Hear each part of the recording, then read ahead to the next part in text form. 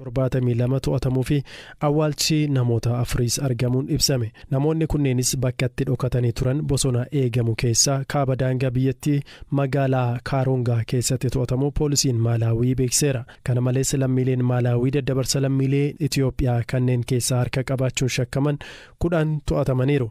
Onkoloolessa 20 bara 2022 biyyattii keessatti bulchiinsa Mzimba bakka jedhamuu fi bosona mootummaan eegamu keessaa ture bakki awwaalcha jumlaa namoota 25 kan argame.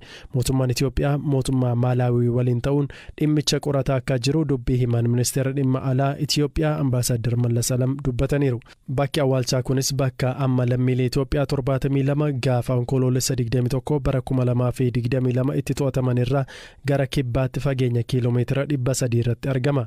Ijoollee dhiiraa naannichaa kanneen damma bosonicha keessaa muruu deemantu jalqabaa foolii qaama namaa tortoree cimaan itti dhufnaan booda immoo mataa dabalatee qaama nama biraa arguu dubbatan.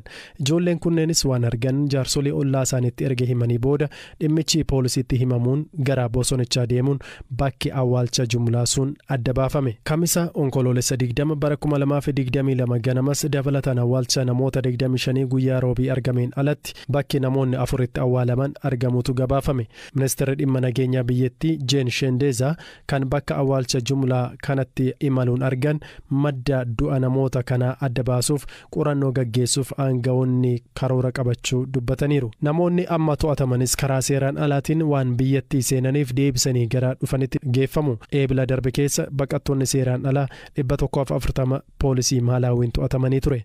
Isaanis lammiilee Itoophiyaa 130, 6 lammiilee Baanglaadeshii fi 1 Paakistaan irraa turan. Namoonni karaa seeraan alaa biyyattii seenuun to'ataman kunneenis himannaan irratti dhiyaachuuf jira. Ammas lammiilee Itoophiyaa 72 fi lammiilee Maalaawii 10 kamisa to'ataman dhiyeenyatti mana murtiitti dhiyeeffamuun himannaawwan hedduu daddabarsa namoota seeraan alaa fi seerawwan immigireeshinii cabsuuf deebii akka kennan taasifama jedhameera. Haaluma wal fakkaatuunis dhaabbanni baqattoota idila addunyaa IOM ibsa onkoloolessa 20 baaseen dhimma awwaalcha jumlaa lammiilee Itoophiyaa Maalaawiitti argameen gadduu fi yaaddoo ibseera. Lammummaa fi haalli du'aa namoota kana qoratamaa jiraachuu kan ibsee dhaabbanni kun Maalaawiin godaantota gara Afrikaa kaabaatti imalaniif daandii akka taates kaaseera.